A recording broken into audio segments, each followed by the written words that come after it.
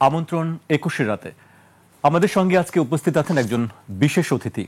গত এক বছরেরও বেশি সময় ধরে বাংলাদেশে যে নামগুলো সবচেয়ে বেশি উচ্চারিত তার মধ্যে অন্যতম জাতীয় নাগরিক পার্টির উত্তরাঞ্চলের মুখ্য সংগঠক সাদিস আলম।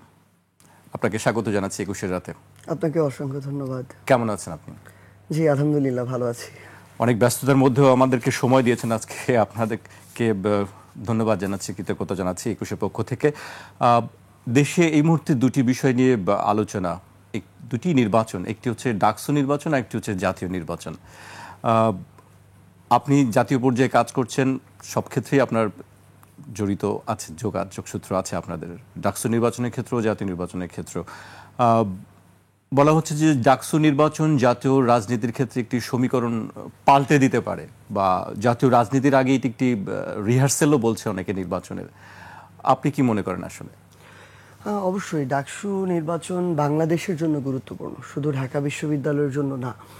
কারণ ঢাকা বিশ্ববিদ্যালয়ে যে সেন্টিমেন্টটা যেটা এখন ঘটে, হয়তো 2, 4, 5, 10 বছর পরে সেই সেন্টিমেন্টটাই বাংলাদেশের সেন্টিমেন্ট হয়ে যায়। এটা আমার পার্সপেক্টিভ থেকে আর কি।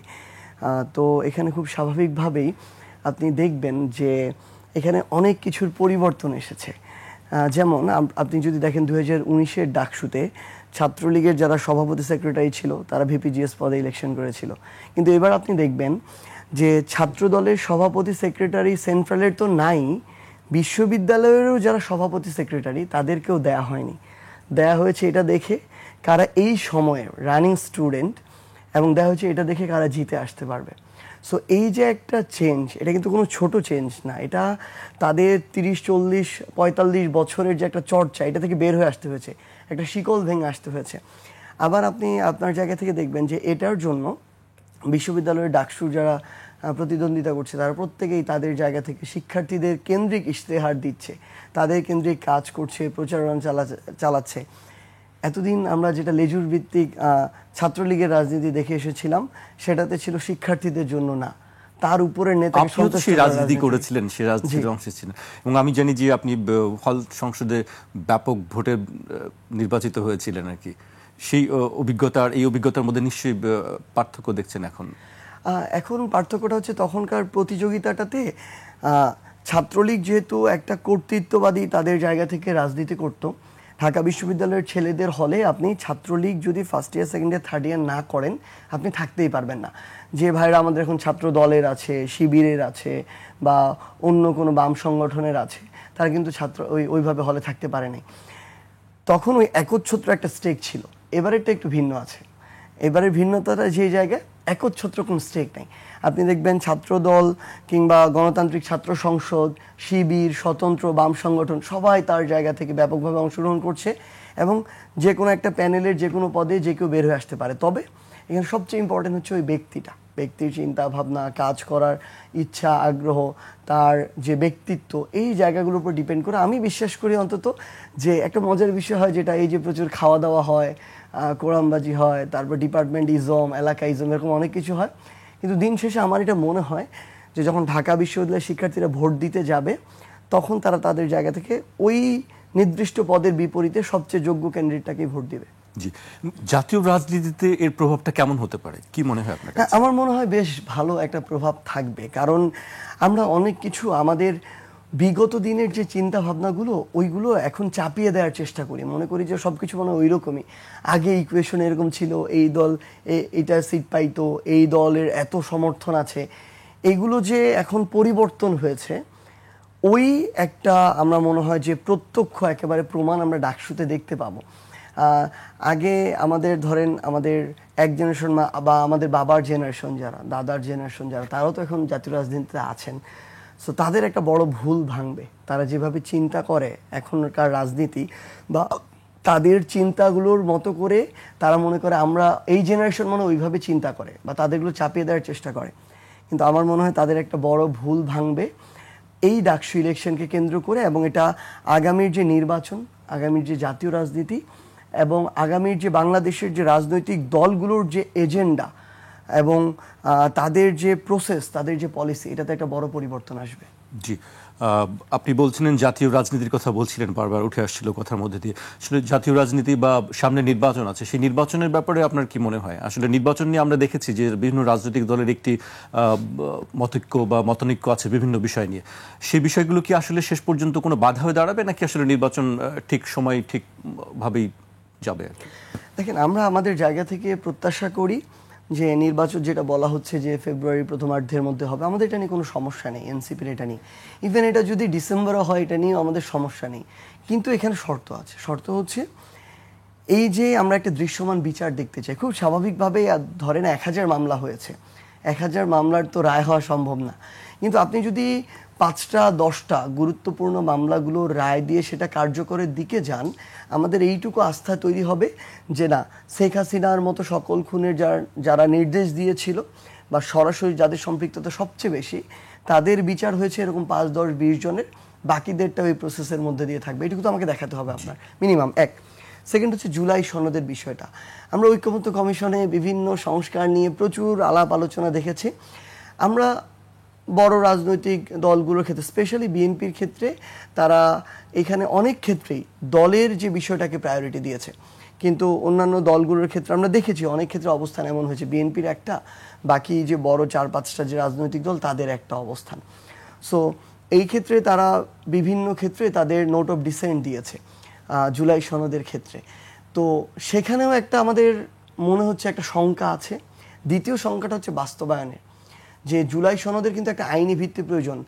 যেভাবে সালাউদ্দিন ভাই বা আরও বেশ কয়েকজন বলল এটা একটা সামাজিক চুক্তি, না, এটা সামাজিক চুক্তি না। বাংলাদেশে 71-এর পরবর্তী সময়ের চেয়ে বড় রাজনৈতিক ঘটনা ঘটে নাই।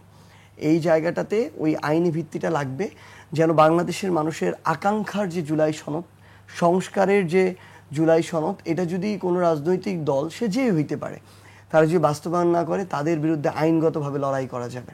সো ওইটুকু আইনি ভিত্তি দিয়ে যদি জুলাই সনদের বাস্তবায়ন হয়, তাহলে আমাদের এই জায়গাতে কোনো আপত্তি থাকবে না। মানে জুলাই সনদের ভিত্তিতেই নির্বাচনের দাবি জানাচ্ছেন? অবশ্যই আমাদের জায়গা সেটা আপনারা বলেছেন যে গণপরিষদের মাধ্যমে জুলাই সনদ বাস্তবায়নের কথা বলেছেন, সেই জায়গায় কি আপনারা কি এখনো সেই অবস্থান ধরে রেখেছেন? হ্যাঁ, অবশ্যই আমাদের এটাই থাকবে। দেখেন, বাংলাদেশে আপনি একদম সেই 71 পরবর্তী সময় থেকে শুরু করে এখন পর্যন্ত যদি দেখেন, এখানে যে সংবিধানের কিন্তু প্রয়োজন অনুযায়ী সংশোধন হয়েছে, একদম সপ্তদশ সংশোধনী পর্যন্ত দেখেছেন। কিন্তু এই সংশোধনী কোনোটাই আসলে দেশের প্রয়োজনকে মাথায় রেখে সেভাবে দেয়া হয়নি। এখানে দলীয় এজেন্ডাকে প্রায়োরিটি দিয়ে এই সংশোধনীগুলো করা হয়েছে। যদি কোনো একটা সংশোধনীকে দেখা এভাবে যে না, এটা দেশের জন্য করা হয়েছে, সেখানেও তাদের দলীয় কোনো না কোনো এজেন্ডা ছিল। সো এই সংশোধনীর মধ্য দিয়ে আমরা যেটা প্রত্যাশা করি, সেটা কিন্তু এখন পর্যন্ত হয় না। আমরা তো 53 বছরে এটাই দেখলাম। কারণ এটার গোড়াটাই বাংলাদেশকে প্রায়োরিটি দিয়ে করা হয় নাই। এটার গোড়াটাই আসলে সাম্য, মানবিক মর্যাদা, কিংবা আমাদের এই যে বাংলাদেশের মানুষের যে অধিকারের জায়গাটা, এগুলোকে প্রায়োরিটি দিয়ে করা হয় নাই। এখানে গোড়াটাই ছিল ওই রকম কিছু ব্যক্তিকেন্দ্রিক, গোষ্ঠীকেন্দ্রিক, এজেন্ট কেন্দ্রিক, প্রায়োরিটি বেসড একটা আমরা আমাদের জায়গা থেকে সংবিধান পেয়েছি, যেটা আমাদের জনগণের আকাঙ্ক্ষাকে পূরণ করে না। এটা করে না দেখি আমাদের একটার পর একটা ঘটনার মধ্যে দিয়ে যেতে হচ্ছে, কিন্তু আলটিমেটলি কিন্তু আমরা ফলাফল পাচ্ছি না। সো আমরা মনে করি যে এখানে অবশ্যই গণপরিষদ নির্বাচন লাগবে। এখন একটা গণপরিষদ নির্বাচন হবে, একটা সংসদীয় নির্বাচন না, এটার প্রয়োজন নেই। আপনি একটা নির্বাচনই করেন, ওই সংসদটাই গণপরিষদ সংসদ হিসেবে কাজ করবে, গণপরিষদ হিসেবে, এবং তারা প্রথমে একটা হতে পারে 6 মাস তারা একটা নতুন সংবিধানের জন্য তাদের জায়গা থেকে কাজ করবে। সেটা যদি হয়ে যায়, এরপরে তারা তাদের মতো সাংসদ হিসেবে তাদের জায়গাটুকুতে কাজ করবে। কিন্তু আমরা মনে করি যেই সংবিধানের জোড়াতালি দিয়ে 53 বছরে কাজ হয় নাই, আগামী 53 বছর সেটা হওয়ার সম্ভাবনা নেই।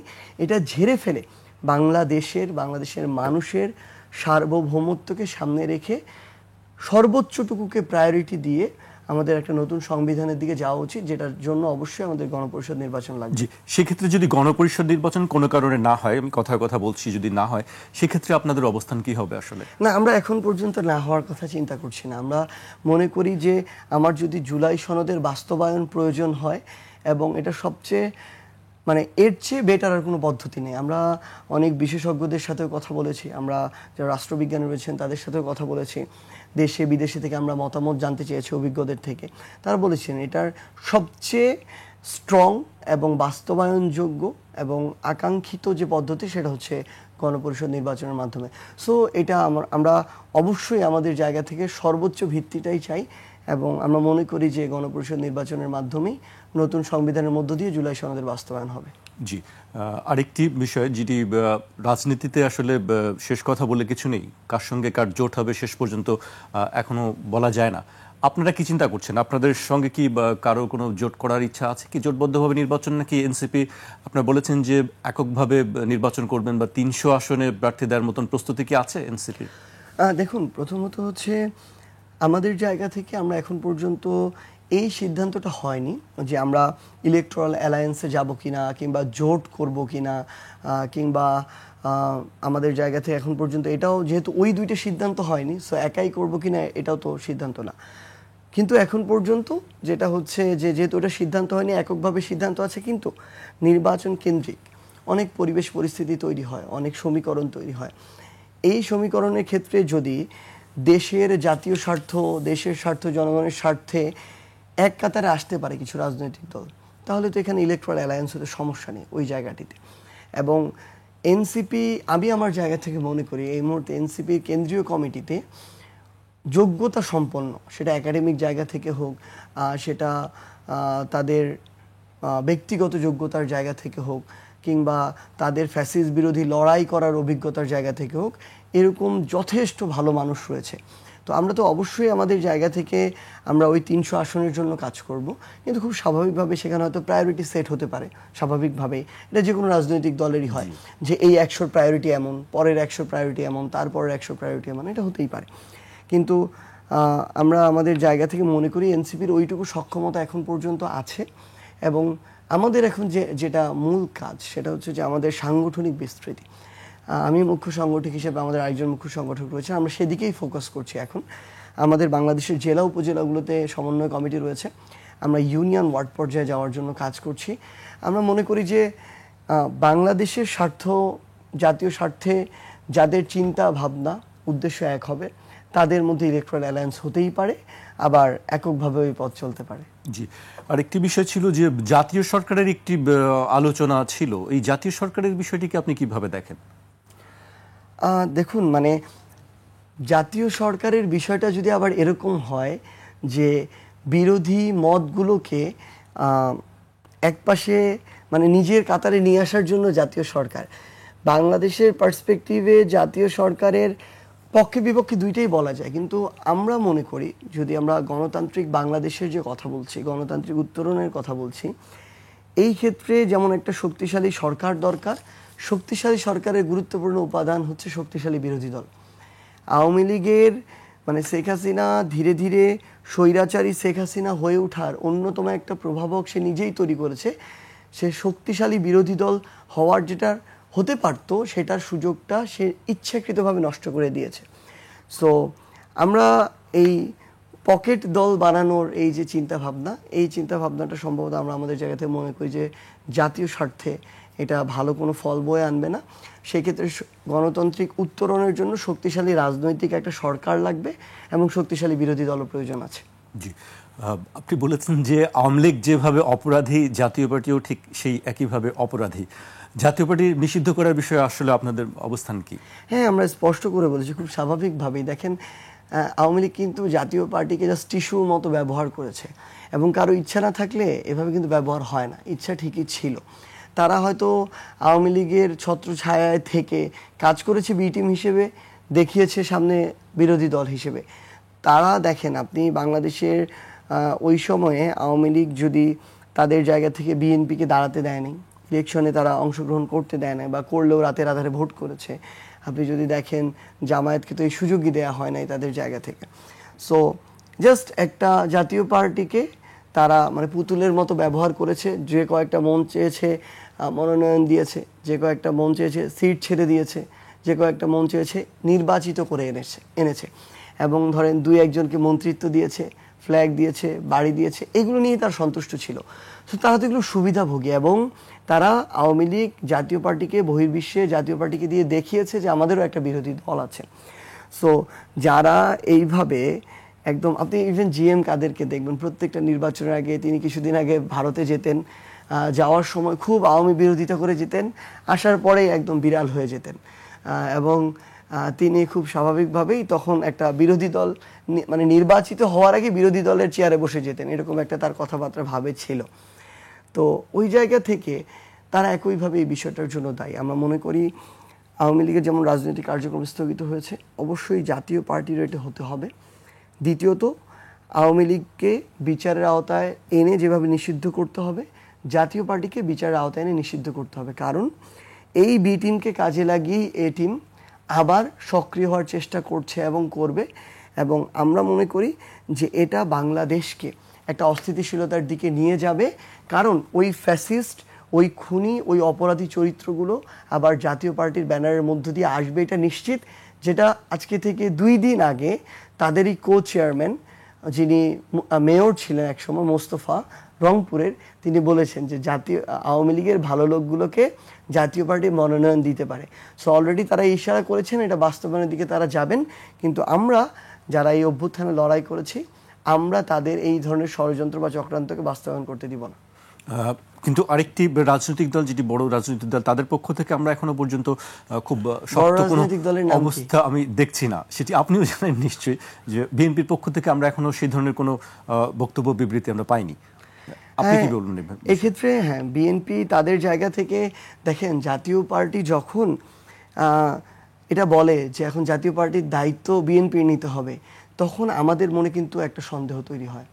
কারণ এই কথা মানে জাতীয় পার্টির দায়িত্ব এতদিন ছিল আওয়ামী লীগের, এখন জাতীয় পার্টির দায়িত্ব নিতে হবে বিএনপিকে, এই কথা জাতীয় পার্টি এমনি এমনি বলতে পারে না। আমরা মনে করি যে এখানে অবশ্যই কোনো না কোনো ইশারা থাকার সম্ভাবনা আছে।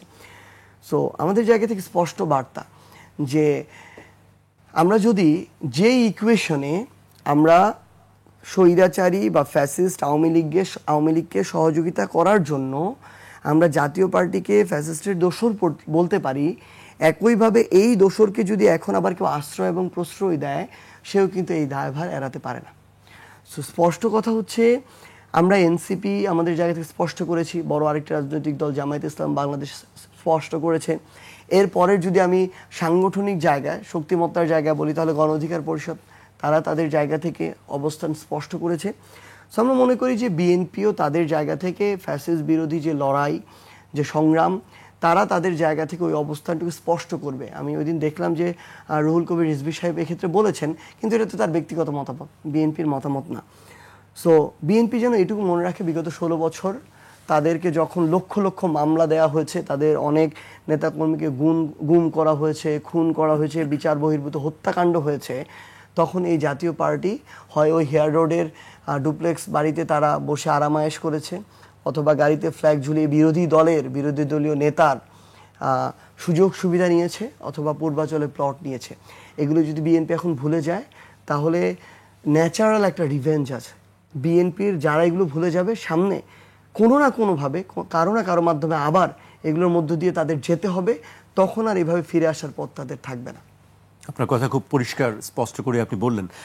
আরেকটি বিষয় আছে যে রাজনৈতিক দল আওয়ামী লীগ এবং জাতীয় পার্টির কথা বলা হচ্ছে, তাদের কার্যক্রম যখন নিষিদ্ধ হবে, সেটি পরে সময় বলবে আসলে। সেক্ষেত্রে একটি ব্যাপার আছে যে তাদের একটি ভোট ব্যাংক নিশ্চয়ই আছে বাংলাদেশে, দল না থাকলেও সাধারণ সমর্থক আছে। সেক্ষেত্রে কি মনে হয় যে এই ভোট ব্যাংক কি একটা প্রভাব ফেলবে, বা এই ভোট কাদের দিকে যাবে আসলে? একটা জিনিস কি, মানে এই যে বলা হয় না একটা, যে ধরেন বাংলাদেশের বড় দুইটা রাজনৈতিক দল আওয়ামী লীগ এবং বিএনপির প্রায় 20, 25, 30% ভোট আছে, এটা হয়তো আজকে থেকে 5, 10, 15, 20 বছর আগে বাস্তবতা ছিল। ওই যে বললাম, ডাকসু ইলেকশন নির্ধারণ করে দিবে যে বাস্তবতা অনেক পরিবর্তন হয়ে গিয়েছে। অভ্যুত্থানে একটা বাস্তবতা দেখিয়েছে, এখন প্রত্যেকটা পদে পদে অনেকগুলো বাস্তবতার মানুষ সম্মুখীন হবে, যে বাস্তবতা তারা এখন কল্পনা করতে পারছে না। বাংলাদেশে এই মুহূর্তে কোনো রাজনৈতিক দলের ফিক্সড 20% ভোট নাই, ইভেন বিএনপিরও নাই। বাংলাদেশে এই যে একটা ইয়াং জেনারেশন, যাদের বয়স এখন ধরেন, ভোটার তো 18 থেকে, যাদের বয়স ধরেন 18 থেকে 40, 45 মিড রেঞ্জের যারা আছে, তারা দল বা মার্কার প্রতি অন্ধ, এই সংখ্যাটা খুবই কম, খুবই সামান্য।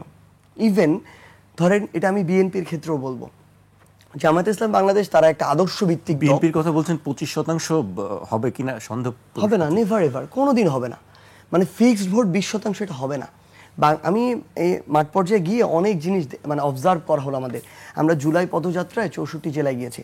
দেখেন আমি কিছু কথা বলি, এই কথাগুলো তিক্ত মনে হতে পারে, অনেকে এই কথাগুলো নিয়ে পরে রিলস বানাবে দেখবেন, তারপর হয়তো এগুলো নিয়ে শুনতে চাই আপনার কাছে। অবশ্যই কিন্তু সত্যি কথা এটাই যে বাংলাদেশের জনগণের একটা অংশ আছে যারা ক্ষমতার কাছাকাছি থাকতে হয়তো পছন্দ করে, কিন্তু এটা পছন্দ করে মানে সে একটা দলের না। সেকেন্ড আরেকটা লেয়ার, যেই লেয়ারটা হচ্ছে যে তাদের কিছু সুযোগ সুবিধা প্রয়োজন, যারা তাদেরকে এটা হয়তো দিতে পারে তারা তাদের দিকে যায়। এটাকে আমি আমার দলের যদি মনে করি, না, এটাও একটা ভুল। থার্ড আরেকটা লেয়ার হচ্ছে নির্বাচন কেন্দ্রিক সময়ে কিছু মানুষ আছে যারা স্রোতের সাথে যায়, এটাকে যদি আমি আমার ভোট মনে করি, এটাও ভুল।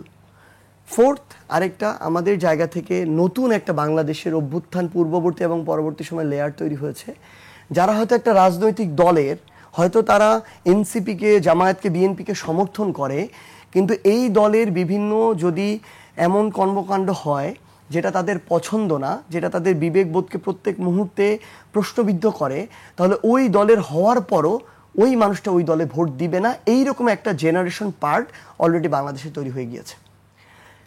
এই কারণেই আওয়ামী লীগের এত এত শুভাকাঙ্ক্ষী সমর্থন থাকার পরেও যখন এত বড় মানে ওই জুলাই 1 থেকে শুরু করে আপনি দেখবেন যে অগাস্ট 5 পর্যন্ত আওয়ামী লীগ তার জায়গা থেকে প্রথমে ছাত্রলীগ, যুবলীগ, আওয়ামী লীগের ক্যাডারদেরকে ব্যবহার করেছে অল্প কিছু, আর কিছু যেটা ব্যবহার করেছে এটা ভাড়াটে গুন্ডা। এটা আওয়ামী লীগ, যুবলীগ, ছাত্রলীগের সমর্থক ছিল না, তারা ভাড়াটে গুন্ডা। যখন এই ভাড়াটে গুন্ডারাও দেখলো, ওই যে বললাম একটা সুবিধাবাদী অংশ আছে, এটা হচ্ছে এটা, যখন তারাও দেখলো যে এখানে সুবিধা করা যাবে না, তারা আর আসলো না। এই কারণেই জুলাই 18 পরবর্তী সময় বা অগস্টের 1 থেকে 5-এ ইভেন আপনি দেখবেন ছাত্রলীগের সভাপতি, সেক্রেটারি যারা বিভিন্ন ইউনিটে আছে তারা পর্যন্ত রাস্তায় নামে নাই। সো এই যে বলা হয় এরা আমার বিশাল বড় সমর্থক গোষ্ঠী, এটা একদম, এটার বাস্তবতা নেই। বাংলাদেশে কোনো রাজনৈতিক দলের, আমি আমার জায়গা থেকে একদম স্পষ্ট করে বিশ্বাস করি, 20% ভোট ব্যাংক ফিক্সড এখন পর্যন্ত বাংলাদেশে এই মুহূর্তে কোনো রাজনৈতিক দলের নাই। সো এই জায়গা থেকে আমি আমার জায়গা থেকে মনে করি যে বাংলাদেশের সামনের নির্বাচনে অনেক মানুষের চিন্তা ভাবনার বাইরে অনেক কিছু হওয়ার সম্ভাবনা আছে। সাধারণ মানুষ যারা আছে সমর্থক, আপনি বলছিলেন যে দলের যারা দায়িত্বশীল আছেন, নেতাকর্মী আছেন, কিন্তু সাধারণ একটা মানুষ আছেন, তারা আসলে তাদের ভোট কি নিশ্চয়ই চায় সবাই? হ্যাঁ, ওই যে কিছুদিন আগে একটা জরিপ দেখলেন যে 48.5% এখন সিদ্ধান্ত নেন না। এই সংখ্যাটা আরো বেশি হবে, কারণ অনেকে অংশগ্রহণ করেন নাই বা মতামত দেন নাই। আমার জায়গা থেকে আমার এটা মনে হয় যে সাধারণ মানুষের জাস্ট একটা অপশন প্রয়োজন, মানে এই অপশনটা একটু শক্তিশালী অপশন হতে হবে। এবং বাংলাদেশে এই মুহূর্তে আমি এটাও মনে করি যে একদম ধর্মভিত্তিক রাজনৈতিক দলের উপরে সরকারি দল হিসেবে আস্থা রাখবে, এই অবস্থাও বাংলাদেশে এখন তৈরি হয়নি। সো বাংলাদেশে মধ্যম পন্থার স্ট্রং এমন একটা দল লাগবে, যেই দলটা প্রো বাংলাদেশি, যেই দলটা যে কোনো দেশের আগ্রাসন বিরোধী, যেই দলটা তাদের জায়গা থেকে বাংলাদেশের জন্য, বাংলাদেশের মানুষের জন্য কথা বলবে এবং একটা সরকার চালাতে পারবে, ওইটুকু অ্যাবিলিটি আবার থাকতে হবে। সো এইরকম একটা রাজনৈতিক দল যদি এই নির্বাচনেও মুখোমুখি এরকম দুইটা শক্তিশালী রাজনৈতিক দল দাঁড়ায় মধ্যম পন্থার, যেটা মানুষ অনেকে স্বপ্ন দেখছে, এই স্বপ্ন বিফলে যাওয়ার অনেক সম্ভাবনা আছে। এ পর্যায়ে আমাকে একটি বিরতিতে যেতে হচ্ছে। দর্শক, একটি বিরতি নিচ্ছি, বিরতির পর আবারও ফিরবে 21 রাতে, আমাদের সঙ্গেই থাকুন।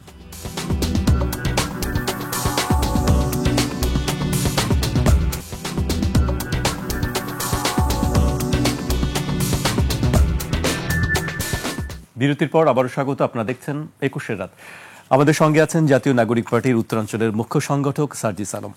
আমরা বেশ কিছু বিষয় নিয়ে কথা বলছিলাম, রাজনীতির বিষয় নিয়ে আপনি খুব চমৎকার করে কথা বলছিলেন। দেশের বর্তমান আইন শৃঙ্খলা পরিস্থিতি কেমন মনে হয় আপনার কাছে? গতকালকে আমরা দেখেছি স্বরাষ্ট্র উপদেষ্টা বলেছেন যে পরিস্থিতি কিছুটা খারাপ হয়েছে, উনি স্বীকার করেছেন এই প্রথম। আপনার কাছে কি মনে হয়? আর পাশাপাশি মব নিয়ে কিছু আলোচনা চলছে, বেশ কিছু বিষয়। প্রথম কথা হচ্ছে, দেখেন, মানে আওয়ামী লীগের যারা এতদিন লুটপাট করেছে দেশে এবং দেশের বাইরে, যারা জমা করেছে, তারা সেখান থেকে ফান্ড পাঠাচ্ছে, ওই ফান্ড দিয়ে এখানে সংগঠিত হচ্ছে। সংগঠিত হওয়ার পরে একটা কার্যক্রম নিষিদ্ধ হয় একটা রাজনৈতিক দলের কিছু নেতা কর্মী কিংবা তাদের ভাড়াটে কিছু গুন্ডা রাজপথে নামছে। আবার নামার সময়টা যে একটা গতানুগতিক সময় এমন না, ওই যে রাত 3টার পরে, ভোরবেলায়, এরকম করে নামছে। এবং গতকালকে সালাউদ্দিন ভাই একটা মজার কথা বলেছে যে জয় যদি এখানে বলে 1.5 কিলোমিটার পরে বাংলা বলে, এরকম করে দৌড়াচ্ছে। যেই দৌড়ানি শেখ হাসিনা খেয়েছিল ওই মুডেই দৌড়াচ্ছে। ফাইন, কিন্তু তারা এটা করছে। তো এই যে দেখেন ফান্ড আসা, সংগঠিত হওয়া, তারপরে রাস্তায় নামা, এটা এক্সিকিউট করা, এই পুরো প্রক্রিয়াটা যদি এভাবে হয়ে যায় তাহলে বাংলাদেশের গোয়েন্দা সংস্থাগুলো কি করছে? আমরা তো দেখি, আমরা যখন কোনো একটা কাজে যদি দূরে যাই, ধরেন আমরা এয়ারে গেলাম, একটা বিমানবন্দরে নামলাম, সেখানেও আমাদের ফলো করা শুরু হয়। আমরা যদি দেখি যে আমরা এক জেলা থেকে আরেক জেলা যাই, সেই সংবাদও গোয়েন্দা বিভাগের কাছে থাকে। আমি ধরেন বাড়ি যাব, আমার শুধু বাবা মা জানে, আর কেউ জানে না, কিন্তু তারা জেনে যায় যে আমি যাব। সো এই জায়গায় তারা যতটা অ্যাক্টিভ, ওই জায়গায় অ্যাক্টিভ না কেন? তাহলে তাদের মনোযোগগুলো কোথায়? সো আমরা মনে করি যে এখানে স্বরাষ্ট্র মন্ত্রণালয়, এখানে অন্যান্য গোয়েন্দা সংস্থা রিলেটেড যে এজেন্সিগুলোই বাংলাদেশের আছে, তাদের এই জায়গায় আরও তৎপর হওয়ার তাদের অ্যাবিলিটি আছে। আমরা বিশ্বাস করি এই মুহূর্তেও আছে। যদি তারা সেই অ্যাবিলিটি না দেখায় তাহলে আমরা তাদেরকেও সন্দেহ করব। সো আমাদের জায়গা থেকে স্পষ্ট কথা হচ্ছে, তাদের এই জায়গায় সক্রিয়তা দেখাতে হবে, ওই অনুযায়ী অ্যাকশন নিতে হবে। এই জায়গায় স্বরাষ্ট্র মন্ত্রণালয় তাদের জায়গা থেকে তাদের যে অ্যাক্টিভিটি, এটা তুলনামূলক ডে বাই ডে কমে আসছে। এবং এটা যদি হয় তাহলে আমরা সুষ্ঠু একটা নির্বাচন প্রত্যাশা করি না। দেখেন, আমি যখন এই কথা বলবো তখন বলবে যে নির্বাচন পিছানোর ষড়যন্ত্র, তখনই বলবে যে নির্বাচন চায় না। আরে ভাই, এই নির্বাচন যদি হয়ে যায়, ডিসেম্বর হলো আমাদের সমস্যা, আমি স্পষ্ট করে একটা কথা বলছি। কিন্তু 24-এর অভ্যুত্থান পরবর্তী সময়ে আমার নির্বাচন যদি 14 নির্বাচন হয়, 18 নির্বাচন হয়, 24-এর নির্বাচন হয়, তাহলে এর চেয়ে বড় অভ্যুত্থানের উপরে এর চেয়ে বড় কলঙ্ক তো আর কিছু হতে পারে না। সো আমার এই নির্বাচন সংশ্লিষ্ট যে স্টেক হোল্ডারগুলো, একটা সুষ্ঠু নির্বাচনের জন্য তাদেরকে আমার এতটুকু তাদের প্রতি আস্থা আসতে হবে যে তাদের ওই অ্যাবিলিটি আছে। আমরা এখনই দেখি আমাদের জায়গা থেকে যে এটা একদম স্পষ্ট, আপনি মাঠ পর্যায়ে গিয়ে দেখবেন। এখন দেখেন, আমরা বিএনপির কিছু ভালো কাজকে ভালো বলবো, আবার সমালোচনা করলে সমালোচনা করবো, কিন্তু একটা ওই যে আগেকার টেন্ডেন্সি আর কি, ইয়াং জেনারেশনকে কেন জানি, এটা সবাই না, আবার বিএনপির কেন্দ্রীয় অনেক নেতৃবৃন্দ আছে আমাদের সমালোচনাটাকে নেয়, ভালোভাবে নেয়। এবং ইভেন এমনও আছে যারা আমাদেরকে মাঝে মাঝে জিজ্ঞাসা করে এক্ষেত্রে কী করা যায়। কিন্তু স্থানীয় পর্যায়ে ওই যে গোড়া মানসিকতার কিছু লোকজন আছে, আমি ধরে এখন একটা সমালোচনা করব, সে আমাকে প্রতিপক্ষ মনে করে এই ভিডিওটা যদি যায় আপনার চ্যানেল নিচে দেখবেন গালি দিয়ে ভরায় ফেলছে। এবং এগুলো 50, 60টা 100টা মোটামুটি ফিক্স কমন আছে, এগুলো থাকে। যাই হোক, এটা মজাই লাগে, আমরা এন্টারটেইনমেন্ট হিসেবে নেই। তো আমি এখন সমালোচনা করব যে জায়গাটাতে আপনি দেখবেন কোনো একটা লোক আরেকটা লোকের দ্বারা অন্যায়ের শিকার হয়েছে স্থানীয় পর্যায়ে, হ্যাঁ, তার উপরে হামলা করেছে।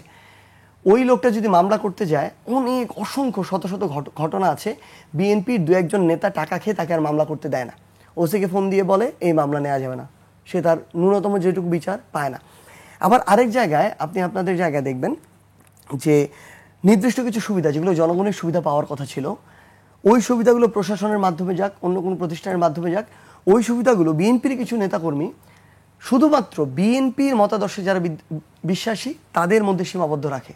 তাহলে বাংলাদেশের জনগণ কি শুধু যারা বিএনপির রাজনীতিতে বিশ্বাস করে তারা, বাকিরা না? সো তাদের কাছে তো যেতে হবে। সো এই চর্চাটা তো পূর্বের চর্চা, এটা তো হতে পারে না। আবার আপনি আপনার জায়গায় দেখবেন স্থানীয় পর্যায়ে কিছু ওসি, কিছু ইউএনও, কিছু এসপি, কিছু ডিসি, তারা অলরেডি বিএনপির মানে আমলা হয়ে গিয়েছে, বিএনপির প্রশাসন হয়ে গেছে। খুবই দুঃখজনক, মানে তারা তাদের ন্যূনতম ওইটুকু পেশাদারিত্ব, ব্যক্তিত্ব বজায় রাখতে পারছে না। এটা তাদের একটা অভ্যাস, এতদিনের অভ্যাস অনেকেরই। কিন্তু দুঃখজনক হচ্ছে এই দায় কিন্তু এই সরকারকেও নিতে হবে। কারণ যারা এতদিন ধরে এই তোষামোদি করে সুবিধা ভোগ করে এসেছে অন্যায়ভাবে, তাদের বিরুদ্ধে কিন্তু এই সরকার ব্যবস্থা নিতে পারেনি। সো তারা প্রথম 6 মাসে একটু চুপচাপ ছিল, ভালো সাজার চেষ্টা করেছে। যখন দেখলো যে কোনো বিরুদ্ধে ব্যবস্থা নাই, তাহলে সামনে যারা ক্ষমতায় আসতে পারে, যাদের স্থানীয় পর্যায়ে তোষামোদি করলে একটু ভালো থাকা যাবে, আমি এখন এসপি আছি, পরে ডিআইজি হইতে পারবো, একসময় আমি এডিশনাল আইজিপি হইতে পারবো, ওই একটা মানে তোষামোদি শুরু হয়ে গিয়েছে। সেটা যদি হয়, আপনার এই কথাই যদি সত্যি হয়, তাহলে তো আসলে নির্বাচনের লেভেল প্লেইং পরের লাইনে যাচ্ছি, পরের লাইন এটাই যে যদি সিচুয়েশনটা এমন হয় যে এই অন্তর্বর্তীকালীন সরকার ওই স্থানীয় পর্যায়ে যারা প্রশাসনে আছে তাদেরকে নজরদারি করতে পারছে না, তাদের যে প্রোফাইল সেগুলো চেক করতে পারছে না, তারা কতটুকু প্রফেশনালিজম দেখাচ্ছে এটা জাজ করতে পারছে না, অনুযায়ী অ্যাকশন নিতে পারছে না, তাহলে আমরা মনে করব যে এই সরকারের, এই প্রশাসনের, ওই স্থানীয় প্রশাসনের ফেয়ার লেভেল প্লেইং যে ফিল্ড নির্বাচনের জন্য সেটা নিশ্চিত করার অ্যাবিলিটি তৈরি হয় নাই। তাহলে তো আমার যে কর্মী, খুব স্বাভাবিকভাবেই আমার রাজনৈতিক দলের বয়স 1 বছর হয় নাই, আমার নেতাকর্মী কিছুটা কম হইতেই পারে, তাহলে তো আমারও তো ব্যালট বাক্স নিয়ে নিবে। তারা তো নিজেদের কাউন্সিলের ব্যালট বাক্স নিয়ে নিজেদের মারামারি হয়, রক্তারক্তি হয়। তো আমারটা তো তাদের কাছে কোনো বিষয়ই না। তো এই জায়গায় যারা অন্যান্য রাজনৈতিক দল আছে, খুব স্বাভাবিকভাবে বিএনপি সবচেয়ে বড় রাজনৈতিক দল, আমরা একদম নাম মেনশন করে বলতে চাই, হ্যাঁ, এরকম না বলতে বলতে কিন্তু আওয়ামী লীগ ওই পর্যায়ে গিয়েছে। সো আমরা বলতে চাই যে বিএনপি তাদের জায়গা থেকে বড় রাজনৈতিক দল। সো তারা কমান্ড দিল, কিন্তু তাদের নেতাকর্মীরা নিজের আসনটা জিতার জন্য তো এটা ছাড়বে না, কারণ এটা তো তার জান প্রাণের লড়াই। সো ওইটুকু নিশ্চিত করার। আপনার আসনে কি হবে? আপনি তো জয়ের ব্যাপারে নিশ্চয়ই আশাবাদী, আপনি কেমন দেখছেন? আপনি এলাকায় যাচ্ছেন, মাঝে মাঝে দেখছি এটা আমরা। তো শুধু ব্যক্তিকেন্দ্রিক হওয়া উচিত না আমার জায়গা থেকে মনে করি। ধরেন খুব স্বাভাবিকভাবেই আমার সাথে এনসিপিতে এরকম ধরেন পুরো বাংলাদেশে চিনে এই ফেজ তো ধরেন সাপোজ 10টা এক্সাম্পল, তো ওই 10 জায়গায় ধরেন গণমানুষের একটা এঙ্গেজমেন্ট বেশি হবে, আপনার মিডিয়ার একটা ফোকাস বেশি হবে, এরপরে হচ্ছে সেন্টিমেন্টটা ওখানে একটু বেশি কাজ করবে। তো ওই জায়গায় মনে করেন আমরা ওইটা কন্ট্রোল করলাম বা ওই জিনিসটাকে আমরা প্রতিরোধ করার চেষ্টা করলাম, কিন্তু এই 10 জনকে দিয়ে আমি 290 জনকে তো বিসর্জন দিতে পারি না, তাহলে তো আমার আলটিমেটলি আমার যে উদ্দেশ্যটা সফল হলো না। সো এই জায়গায় আমরা অন্তর্বর্তীকালীন সরকারের একটা জিনিস শুধু বলি, এতদিন বলা হচ্ছিল না নির্বাচন পেছানোর চক্রান্ত মনে হয়, অনেকেই আমরা যারা সংস্কারের কথা বলছি, বিচারের কথা বলছি, আমরা করছি। এখন ব্যাপারটা এরকম না। আমরা চাই নির্বাচন নির্ধারিত সময় হোক, এই বিষয়গুলো সমাধান হয়ে বিচার, সংস্কার, গণপরিষদ নির্বাচন, নতুন সংবিধান, এগুলো সমাধান হয়ে দ্রুত হোক, ডিসেম্বরে হোক, জানুয়ারিতে, ফেব্রুয়ারিতে হোক। কিন্তু যারা চেয়েছিল নির্বাচন দ্রুত দিয়ে তাদের উদ্দেশ্য সফল করবে, তারা যখন দেখছে দ্রুত করে তাদের উদ্দেশ্য সফল হচ্ছে না, তারা এখন নির্বাচন পেছাতে চায়, দেশকে অস্থিতিশীল পরিস্থিতির দিকে নিতে চায়। এই সুযোগটা কিন্তু আমরা করতে দিতে চাই না। সো এই জন্য তারা বিভিন্ন অস্থিতিশীলতা দেখানোর চেষ্টা করছে। সো আমাদের জায়গা থেকে স্পষ্ট বার্তা অন্তর্বর্তীকালীন সরকারকে, স্বরাষ্ট্র মন্ত্রণালয়, বাংলাদেশ সেনাবাহিনী মাঠে আছে, এজেন্সি মাঠে আছে, তারা যেন দেশের স্থিতিশীলতার বিষয়ে এবং তাদের জায়গা থেকে আইনের শাসনের বিষয়ে সর্বোচ্চ স্ট্রিক্ট থাকে। এর মধ্যে যদি আমার কোনো নেতাকর্মী কোনো অনাকাঙ্ক্ষিত ঘটনা ঘটে বা করে, তার বিরুদ্ধে ব্যবস্থা নিতে হবে। তিনি যদি বিএনপির হন, জামায়াতের হন, তার বিরুদ্ধে ব্যবস্থা নিতে হবে। প্রত্যেকের বিরুদ্ধে। একটি অন্য প্রসঙ্গে আসি। আপনি বলেছিলেন যে শাপলা যদি রাজনৈতিক দলের প্রতীক না হতে পারে তাহলে ধানের শীর্ষ প্রতীক হতে পারবে না। জাতীয় ফুল হিসেবে শাপলার প্রতীক হতে আইনগত কোনো বাধা নেই, কারণ জাতীয় ফল কাঁঠাল অলরেডি মার্কা হিসেবে আছে। এনসিপির মার্কা কি হবে? আসলে ইসি বলছে যে প্রতীক হিসেবে মোবাইল ফোন অথবা কলম পেতে পারে এনসিপি। আপনাদের দাবি ছিল হচ্ছে শাপলা। দেখেন, আমরা একটা জিনিস বলি, এই নির্বাচন কমিশন যদি তাদের জায়গা থেকে এখন ওই রাজনৈতিক কলে প্রভাবিত হয়, এই নির্বাচন কমিশন যদি নির্বাচন কমিশনের মতো একটা প্রতিষ্ঠানে থাকার সময় চিন্তা করে যে নির্বাচনের পর কে ক্ষমতায় আসবে, আমার ওই টাইমে একটু সুবিধাভোগী হইতে হবে, ভালোভাবে বাঁচতে হবে, যদি আমি তাদের বিরুদ্ধে যাই আমার কি না কি সমস্যা হয়, এই চিন্তা যদি এই নির্বাচন কমিশনের গুরুত্বপূর্ণ কয়েকজন মানুষ করে, তাহলে আমার মনে হয় তাদের নির্বাচন কমিশনের দায়িত্ব ছেড়ে দেওয়া উচিত। তাদের আমাদেরকে দেখাইতে হবে কেন শাপলা পেতে পারে না। আমরা যখন একাধিকবার কথা বলেছি, তারা একবারও দেখাতে পারে নাই। তারা তাদের একটা চিন্তা চাপিয়ে দেওয়ার চেষ্টা করছে যে যখন আমরা জাতীয় প্রতীক দেখি ওইখানে তো শাপলাটাকে চোখে পড়ে, ভাই আপনার শাপলা চোখে পড়ে, আমার তো ধানের শীষ চোখে পড়ে, আরেকজনের তো তারাটা চোখে পড়ে, আর কেউ তো এমন আছে যে যার জাতীয় প্রতীকে মনে করেন চোখে পড়ে না। তাইলে আপনি যদি আপনার চিন্তা চাপায় দেন তাহলে তো হবে না, এটা তো ব্যক্তির চিন্তা আর কিছু না। আপনি আইনগতভাবে আমাকে দেখান যে আমি এটা পেতে পারি না, আমি মেনে নিব। আপনি এটা দেখাইতে পারতেছেন না, আবার আপনি বিভিন্ন জায়গায় ফোন কল দিয়ে প্রভাবিত হন।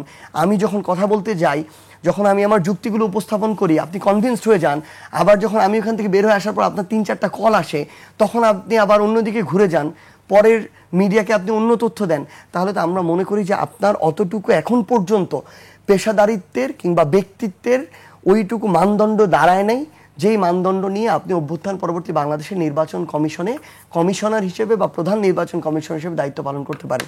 সো আমরা স্পষ্ট করে একটা কথা বলি, আমরা চাই যার যতটুকু আইনগতভাবে এই মুহূর্তে প্রাপ্য সে যেন ততটুকু পায়।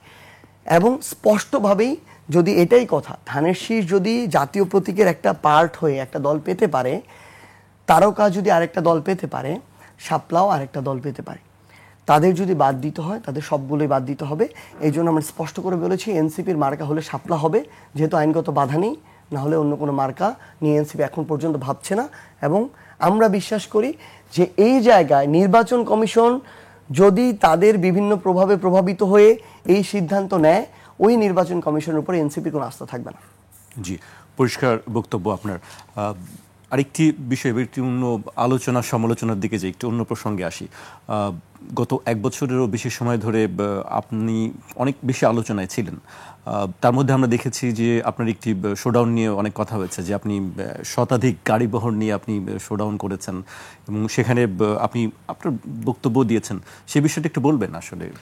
না দেখেন, অ্যাকচুয়ালি কিছুদিন আগে ধরেন বাবর ভাই, আমাদের সাবেক যিনি হচ্ছে স্বরাষ্ট্র মন্ত্রণালয়ের দায়িত্ব পালন করেছিলেন, তিনি তার ওই যে বিল অঞ্চল যেটা নেত্রকোনার, ওইখানে 50টা স্পিড বোর্ড নিয়ে একটা শোডাউন দিয়েছেন।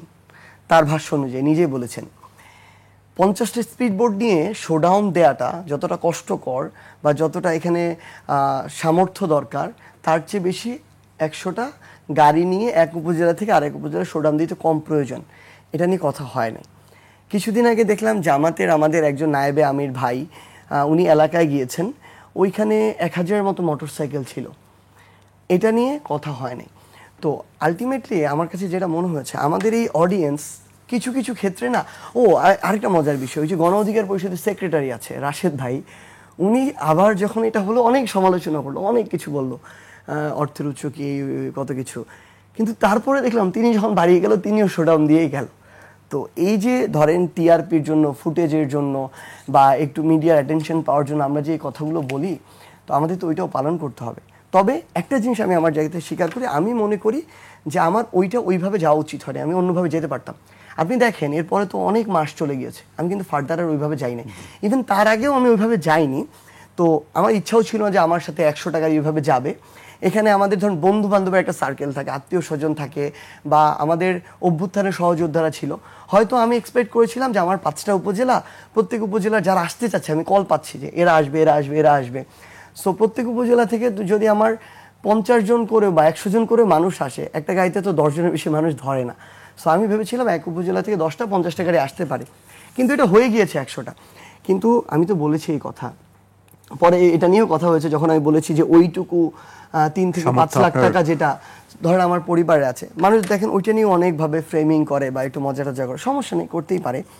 কিন্তু মানে আমি জাস্ট একটা জিনিস এই জায়গা থেকে মানে তাদেরকে বলতে চাই আর কি, আপনারা এখন আপনাদের স্থানীয় যে অন্যান্য রাজনৈতিক দলের আপনার নিজেরও তো জেলা আছে, আসন আছে, আপনি একটু চিন্তা করে দেখবেন যে ওই আসনের যারা এমপি ক্যান্ডিডেট, সভাপতি, সেক্রেটারি, অন্যান্য রাজনৈতিক দলের জেলার, তারা এই 1 বছরে এই রকম করে 5 লাখ টাকা খরচ করেছে কিনা, আর কত লাখ টাকা অবৈধভাবে ইনকাম করেছে।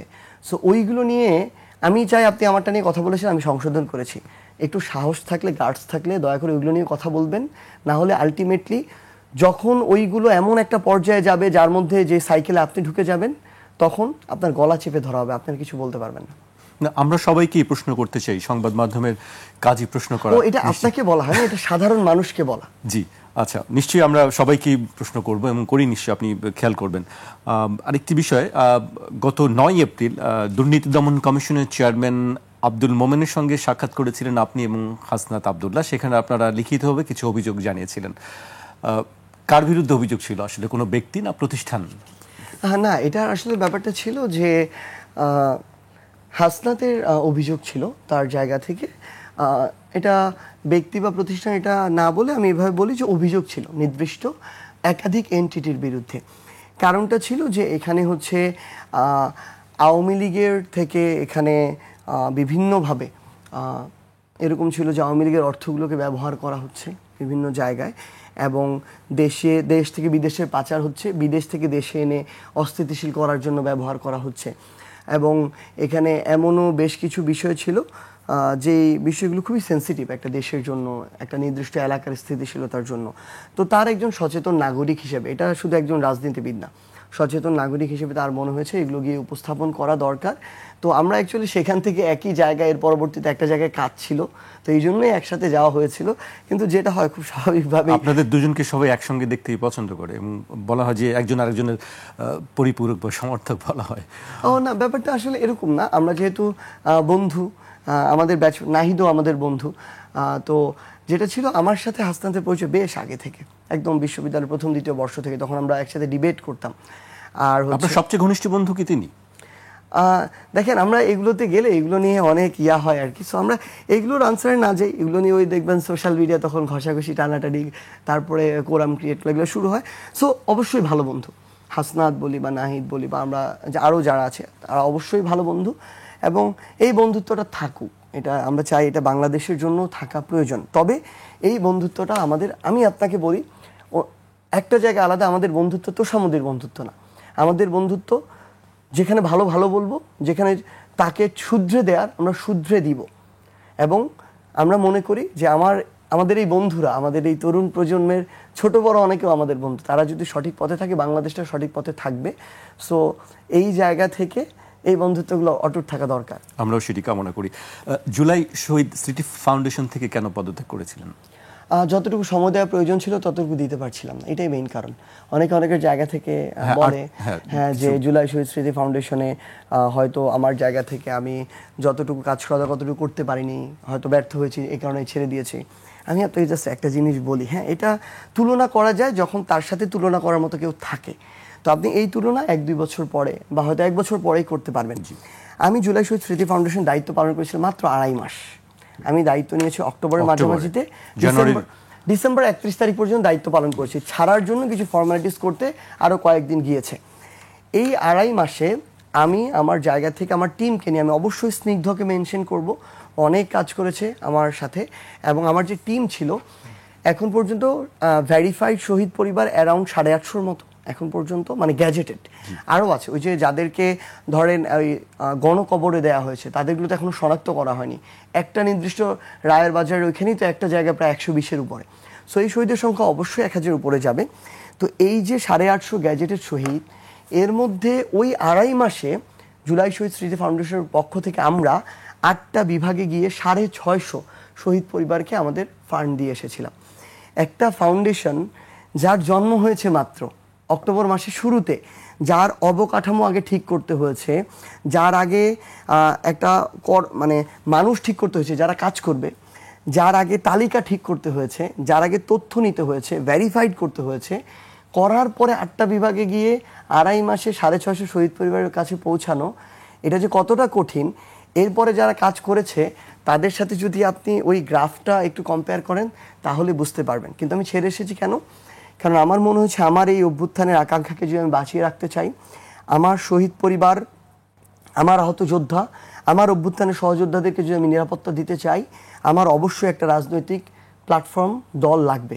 কারণ অন্যান্য রাজনৈতিক দলগুলো তাদের জায়গা থেকে এই জিনিসটাকে আমাদের মনে হচ্ছে সর্বোচ্চ প্রায়োরিটি দিচ্ছে না।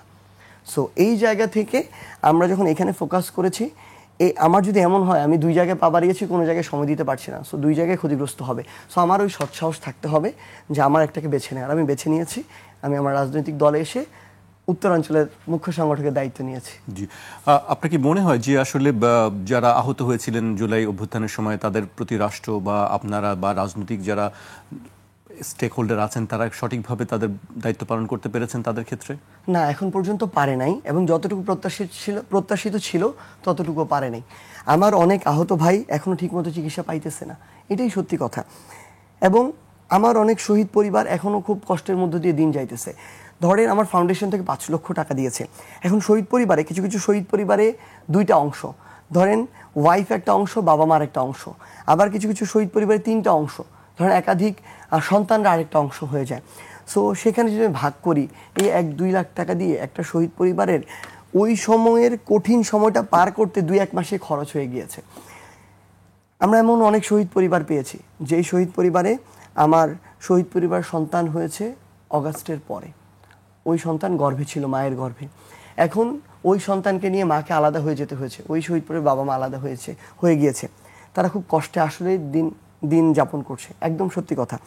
এবং আমি একদম মন থেকে বিশ্বাস করে বলি, আমার এই শহীদ পরিবার এবং আহত যোদ্ধাদেরকে নিয়ে যাদের কাজ করার কথা ছিল, অন্তর্বর্তীকালীন সরকারের উপদেষ্টা থেকে শুরু করে আমলাতন্ত্রের একজন কর্মচারী, অধিকাংশ, সবাই না, অধিকাংশ শুধু দায় সারা কাজ করেছে। যদি চাপ না দেওয়া হতো ওইটুকুও করতো না, কারো ওইটুকু ধারণ করে তাদের জন্য যে করবো করে নাই। অল্প কিছু মানুষ চেষ্টা করেছে, কিন্তু একটা ফাইল তো সরকারিভাবে এক টেবিল থেকে আরেক টেবিলে যেতে হবে। আমার টেবিলে আমি পাস করে দিলাম, আপনার টেবিল থেকে তো পাস হতে হবে, এটা হয় নাই। সো এটা আমাদের একটা অনেক বড় দায়। আমি অনুরোধ করব রাজনৈতিক যে দলগুলো রয়েছে বর্তমানে, বড় রাজনৈতিক দলগুলো, আগামীতে যারা ক্ষমতা আসবে, যারাই আসুক, এটা যেন তাদের গুরুত্বপূর্ণ, এই বাংলাদেশকে নিয়ে যদি 3টা এজেন্ডা থাকে, শহীদ পরিবার এবং যারা গুরুতর আহত তাদের পুনর্বাসন, তাদের চিকিৎসা এবং তাদের নিরাপত্তা, এই এজেন্ডা যেন তাদের গুরুত্বপূর্ণ 3টা এজেন্ডার মধ্যে অন্তত একটা এজেন্ডা হয়। জি, এবার একটু অন্য প্রসঙ্গে আসি। গত 5ই আগস্টের একটি ঘটনা, যেটি দেশ জুড়ে আলোচনার বিষয় ছিল, কক্সবাজার ভ্রমণ নিয়ে আপনাদের অনেক কথা হয়েছে এবং তারপরে আপনাদেরকে দলের পক্ষ থেকে কারণ দর্শানোর জন্য চিঠিও দেওয়া হয়েছিল। আপনারা বলেছেন কেউ যে দেশকে নিয়ে গভীরভাবে চিন্তা ভাবনা করার জন্য আপনারা আসলে সেখানে গিয়েছিলেন। এই গভীরভাবে চিন্তা ভাবনার বিষয়টা কি একটু বলবেন? ও, আরেকটা মজার বিষয় বলি তার আগে। সেটা হচ্ছে, যেটা হয়েছে, আপনি এই ধরেন, আমি তো অভ্যুত্থানের পর আজকে প্রথম 21 টিভিতে টকশোতে আসা, তো পুরো 1 বছরের ঘটনার এখানে আরেকটা হচ্ছে মানে সামারি হচ্ছে আর কি, আবার একটা আলোচনা হচ্ছে, দেখবে যে ওই বিষয়গুলো আবার সামনে আসবে আর কি। আমরা একা পেয়েছি আপনাকে, এই জন্য আপনি সময় দিয়েছেন। এখন যেটা হয়েছে, আসলে ওই দিনের কথা যদি বলি, মানে আমার কাছে মনে হচ্ছিল মানিক মিয়া এভিনিউতে একটা উদযাপন হবে, ঘোষণাপত্র পাঠ হবে। ঘোষণাপত্র একটা সিগনিফিকেন্ট জিনিস, জুলাই সনদ বাস্তবায়নের জন্য আরেকটা সিগনিফিকেন্ট জিনিস। আমার ওই দিন, তার আগের দিন আমি এটা ভাবছিলাম, এই 1 বছরে এই সরকারের যা করার কথা ছিল করতে পেরেছে কিনা, আমার যতটুকু দায়িত্ব ছিল আমরা করতে পেরেছি কিনা, দেশের যতটুকু পরিবর্তন হওয়ার কথা ছিল সেটুকু হয়েছে কিনা, আমার শহীদ পরিবার, আমার আহত যোদ্ধাদের সাথে আমরা ন্যায় বিচার করতে পেরেছি কিনা, তাদের আমরা নিরাপত্তা দিতে পেরেছি কিনা। বেশিরভাগ ক্ষেত্রেই উত্তর ছিল নেতিবাচক দিকে। সো সত্যি কথা বলতে, এটা গভীরভাবে ভাবার জন্য, এটা হয়তো সাপোজ নাসির ভাই একটা কথা বলেছে, ওইটাকে ওইভাবে দেখানো হয়েছে, কিন্তু আমি আমার জায়গা থেকে যদি বলি, আমার মনে হচ্ছে আমার উদযাপন করার সময় হয়নি। আমার উদযাপন করার মতো আমি মানসিকভাবেও এটার জন্য প্রস্তুত নই। যেদিন আমি অন্তত এই জুলাইয়ে এত মানুষ যে জীবন দিল, রক্ত দিল, তাদের আকাঙ্ক্ষার কিছুটা হলেও বাস্তবায়ন দৃশ্যমান দেখব, ওই দিন আমি উদযাপন করব। ওই দিন 5 আগস্ট, সেটা যে কোনো সাল হতে পারে, ওই দিন অন্য কোনো তারিখও হতে পারে, সমস্যা নেই। সো হঠাৎ করে এরকমভাবে হাসনাতেও তার জায়গা থেকে হয়তো এরকমই ভাবছিল, বলল যে আমরা আজকে ঢাকার বাইরে যেতে পারি কিনা। তো তখন সিদ্ধান্ত হলো এটা ঢাকার বাইরে আসলে গাজীপুর হতে পারতো, একটু দূরে চলে যাওয়া। বাট পরে এটা মনে হয়েছে যে ওই দিন আমি হয়তো উদযাপনে না যাই, আমি কক্সবাজারে যাওয়াটা ঠিক হয়নি। হয়তো আমি উদযাপনে না গিয়ে কোনো একটা শহীদ পরিবারের বাসায় যেতে পারতাম, কোনো একটা হসপিটালে যেতে পারতাম। সো ওইটা ভুল সিদ্ধান্ত ছিল। বাট এইটুকু বলি যে অন্তত আমাদের এইটুকু মানসিকতা আছে, আমাদের ভুলটা স্বীকার করা এবং সেখান থেকে সংশোধনের দিকে যাওয়া। সো ওইটুকু সৎসাহস আমরা আমাদের জায়গা থেকে রাখি এবং এটার জন্য পুনরাবৃত্তি না হয় সেই চেষ্টাটা আমাদের থাকে। এই আপনি যে এই কথাগুলি বলছিলেন, এইটি খুব চমৎকার একটি বক্তব্য দিয়েছেন। আমরা এই ধরনের কথা সংবাদ মাধ্যমে দেখিনি।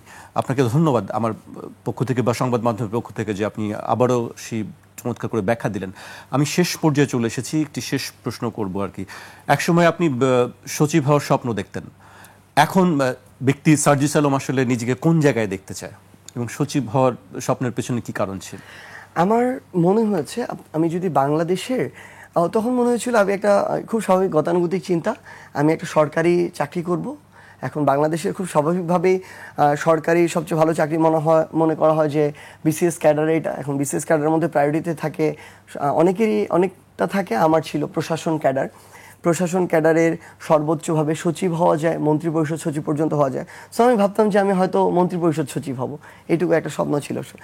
তো এখন আমার জায়গা থেকে আমার মনে হয় যে একজন মন্ত্রিপরিষদ সচিবের চেয়ে একজন মন্ত্রী, একজন সৎ, একজন ওইটুকু ইন্টিগ্রিটি আছে, ওইটুকু দেশের প্রতি ভালোবাসা আছে, মানুষের প্রতি কমিটমেন্ট আছে, এরকম একজন মন্ত্রী তার চেয়ে অনেক বেশি কিছু করতে পারে। আমার একটু এই জায়গা থেকে আন্ডারস্ট্যান্ডিং হচ্ছে, একজন যত বড় সরকারি অফিসার হোক না কেন, তার চেয়ে একজন যদি বড় পর্যায়ের রাজনীতিবিদ থাকে, একদম প্রত্যেকটা লেয়ারে, একজন জেলা পর্যায়ের রাজনীতিবিদ, ধরেন যে সবচেয়ে বড় রাজনীতিবিদ একটা জেলার, আর সবচেয়ে বড় প্রশাসনিক কর্মকর্তা, যে দুইজনের মধ্যে ওই জেলার পরিবর্তন করার সক্ষমতা ডিসিশন মেকিংয়ে, পলিসি মেকিংয়ে ওই রাজনীতিবিদের বেশি, কারণ তার সাথে জনগণ কানেক্টেড থাকে। সেম, এটা জেলাতেও সত্য, এটা ইউনিয়নেও সত্য, এটা বাংলাদেশের কেন্দ্রেও সত্য, জাতীয়ভাবেও সত্য। সো আমার জায়গা থেকে আমার মনে হয়েছে আল্লাহ এটা আমাদেরকে সুযোগ দিয়েছে, একটা একদম সুযোগ দিয়েছে। আমি আমার জীবনেও ভাবিনি যে মৃত্যুর আগেও আমি এরকম একটা জায়গায় থাকবো। একজন সচিব, মন্ত্রিপরিষদ সচিব কত বাংলাদেশে এসেছে গিয়েছে, এইরকম জায়গাটাতে হয়তো সবাই থাকে না, সৌভাগ্যক্রমে আমরা এসেছি। সো সৃষ্টিকর্তার যদি এইটুকু চায় এবং আমরা যদি আমাদের ওইভাবে কর্মটা করতে পারি, জনগণ যদি চায়, তাহলে জনগণের সাথে কাজ করার জন্য, জনগণের জন্য কাজ করার জন্য আমি বাংলাদেশের এই যে রাজনৈতিক যে জায়গাটা সংসদের, যেটা মানে আমি একদম এইভাবে বলি, আমার এই জায়গায় একটু আমার সৃষ্টিকর্তার প্রতি, আল্লাহর প্রতি আমার একটা একদম নির্দ্বিধায় একটা বিশ্বাস আছে যে আমি ততটুকুই আমার জায়গা থেকে পাবো যতটুকু তিনি আমাকে দিবেন। পুরো পৃথিবী মিলে যদি চায় যে আমাকে দিবে না, এবং আল্লাহ যদি চায় যে দিবে, এটা কেউ আটকাতে পারবে না। সো যতটুকু দিলে, যতটুকু আমার সামর্থ্য মানুষের জন্য কাজ করতে পারবো, এটা সর্বোচ্চ হতে পারে, মিড লেয়ারের হতে পারে, ততটুকু জায়গা আমি কাজ করতে চাই আমার জায়গা থেকে। এবং আমি বিশ্বাস করি যে ইনশাআল্লাহ আমি আমার জায়গা থেকে ওইটুকু পরিবর্তনের জন্য আমি আমার নিজেকে সামলে কাজ করতে পারবো। অনেক প্রোপাগান্ডা আছে, আপনি বাজারে এই 1 বছরে দেখবেন। আমি চাই যারা এগুলো ছড়ায় তারা যেন কিছু প্রমাণ দিয়ে ছড়ায়, এবং অবশ্যই সাধারণ মানুষকে এই প্রোপাগান্ডাগুলোকে ওভারকাম করতে হবে। এইগুলোকে যদি তারা বিশ্বাস করে ফেলে, তাহলে কিন্তু ভালো মানুষগুলো যদি এখানে আসে, আর 2-3টা লাইন বলে, আমি জানি না আপনার সময় আছে কিনা। অবশ্যই আমরা শুনছি আপনার কথা। যারা পুরাতন বন্দোবস্তের সুবিধাভোগী, তারা নতুন করে ভালো মানুষদের আসতে দিতে চায় না। তারা যে কোনো মূল্যে, তাদের অর্থ দিয়ে হোক, তাদের পলিটিক্যাল সাপোর্ট দিয়ে হোক, তারা তাদের ব্যবসায়িক সাপোর্ট দিয়ে হোক, তারা তাদের মিডিয়ার সাপোর্ট দিয়ে হোক, তারা এই ভালো মানুষদেরকে প্রশ্নবিদ্ধ করে সরায় ফেলবে। অনেক নোংরা রাজনীতি হবে, কিন্তু এই মানুষগুলো দাঁতে দাঁত কামড়ে আবার দাঁড়িয়েও থাকতে হবে। কিন্তু মানুষ ততক্ষণ দাঁড়িয়ে থাকতে পারবে যতক্ষণ পর্যন্ত জনগণ ওই প্রোপাগান্ডাগুলোকে খাবে না, যতক্ষণ পর্যন্ত জনগণ ওই মানুষটার উপর আস্থা রাখতে পারবে। সো প্রোপাগান্ডা ছড়ানো হবে, তাহলে জনগণকে ফ্যাক্ট চেক করার মতো এই অ্যাবিলিটি থাকতে হবে যে আমি একটু ঘেটে দেখি তো এটা সত্য কি সত্য না। তো ওই জায়গায় আমি মনে করি যে জনগণের তাদের জায়গা থেকে ওইটুকু সচেতনতা লাগবে। তাহলে যারা নতুন করে পরিবর্তনের জন্য কাজ করতে চায়, যত বাধা বিপত্তি আসুক না কেন, তারা যদি আসতে পারে ওই জায়গাটুকুতে, মানে শুধু এইটুকু বলতে পারি, ভালো কতটুকু হবে জানি না, কিন্তু খারাপ কত হবে না। এই অন্তর্বর্তীকালীন সরকার অনেক, আমি তার সমালোচনা করতে পারবো, মানে এই সরকারের রিজার্ভ কতটুকু বেড়েছে, হয়তো 10 বিলিয়ন বেড়েছে, 20 বিলিয়ন থেকে 30 বিলিয়ন হয়েছে। কিন্তু আপনি হিসাব করে দেখেন তো, এর আগের সরকার এই 1 বছর যত টাকা পাচার করতো, এই সরকারের সময় তার 10 ভাগের 1 ভাগও পাচার হয়েছে কিনা। মানে আপনার কম্পারিজনে আসতে হবে। সবচেয়ে বড় কথা কি, সংস্কারগুলো না চোখে দেখা যায় না। সংস্কার কিন্তু পদ্মা সেতু না, মেট্রো রেল না, যেটা আপনি চোখে দেখতে পাবেন। এটার সেবা আপনি ফিল করতে পারবেন যখন এই পলিসিগুলো অ্যাপ্লাই হবে। সো এই জন্য অনেক কিছু হয়তো ফিল করা যাচ্ছে না। সো সামগ্রিকভাবে আমার যে জায়গাটাতে আসলে বলার এবং অনুরোধ করার, আমার জায়গা থেকে আকাঙ্ক্ষা আছে রাজনীতিবিদ মানুষের জন্য সেবা করার। আমি চাই ততদিন পর্যন্ত আল্লাহ আমাকে এখানে রাখুক, যতদিন পর্যন্ত আমার দ্বারা এখানে ভালো কিছু হবে। যেদিন দেখবে যে হবে না সৃষ্টিকর্তা, ওই দিন যেন আমাকে এখান থেকে কোনো না কোনোভাবে সরিয়ে ফেলে। এবং আমি মানুষের কাছে একটা জিনিস অনুরোধ করি, রাজনীতিবিদরা যতই ভালো হোক, আমরা যতই ভালো হোক, রাজনৈতিক দলগুলো যতই ভালো হোক, সাধারণ মানুষ যদি তাদের জায়গা থেকে মানে একটু কটু শোনাতে পারে, ভালো না হয়, তারা যদি জাস্টিস না করতে পারে এই স্টেকগুলোর সাথে, তারা জাস্টিস আশা করতে পারে না। Thank you. চমৎকার, আপনি চমৎকার করে সব বিষয় নিয়ে কথা বলেছেন। আবারও ধন্যবাদ জানাচ্ছি, 21 টিভির পক্ষ থেকে আপনাকে ধন্যবাদ জানাচ্ছি এবং কৃতজ্ঞতা জানাচ্ছি আমাদেরকে সময় দেওয়ার জন্য এত ব্যস্ততার মাধ্যমে। আপনাকে অসংখ্য ধন্যবাদ। জি দর্শক, আজ এখানেই শেষ করছি। কাল আবার দেখা হবে রাত 12টায়। আপনারা সবাই সুস্থ থাকুন, নিরাপদে থাকুন, আর 21-এর সঙ্গে থাকুন।